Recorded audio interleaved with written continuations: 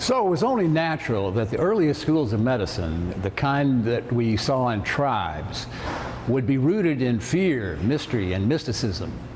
But there came a time, probably several thousand years BC, when medical thinking started to evolve more toward the empirical and couched within a natural reality.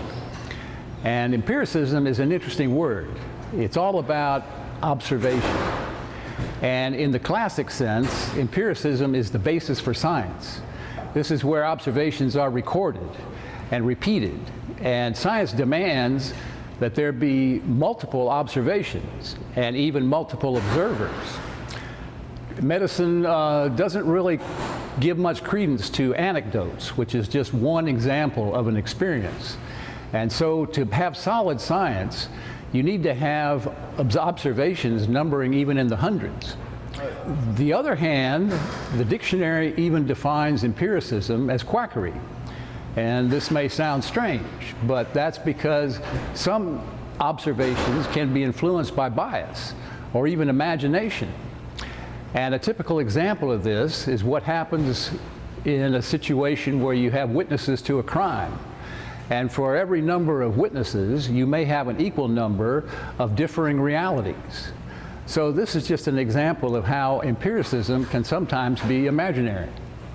So the first culture to record their empiricism was Egypt, around 3,000 to 4,000 BC. Moses had already taught about sanitation, quarantine, and clean food. The Hebrews felt that pigs and sea creatures that lived off the bottom were not pure in their food, and so there was a distinction between the clean and the unclean. Now, dissection of the body was completely taboo at this time, but the Hebrews were not beyond examining bones from cremation, and they found 252, 49 more than the actual number. They probably broke a few. And the Egyptian pharaohs at this point in time were responsible for regulating and systematizing medicine. And so there were many specialties that were created. There were gynecologists, ophthalmologists, herbologists, and a special doctor called the Eri, the keeper of the royal rectum. And this is actually an area in the body that's prone to multiple forms of disease. We can have hemorrhoids, we can have rectal fissures, we can have abscesses, we can have fistula. These may not have been life-threatening, but they were definitely a nuisance. And the most famous doctor in this period of time was called Imhotep, who was a personal physician to the pharaoh Zoser around 3000 BC. He was also an astrologer, a priest, a sage, and a pyramid designer. And medicine at this point in time combined religious beliefs with magic, along with a large array of empirical drug treatments and surgical techniques. The techniques were mostly for treating wounds, fractures, or abscesses, but also circumcision, a practice that's incorporated into the Hebrew tradition.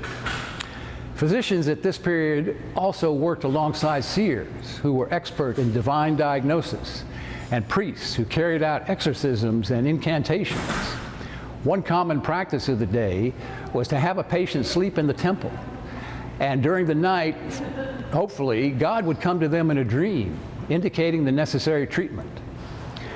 The Egyptians also had a great determination to preserve the dead for their afterlife.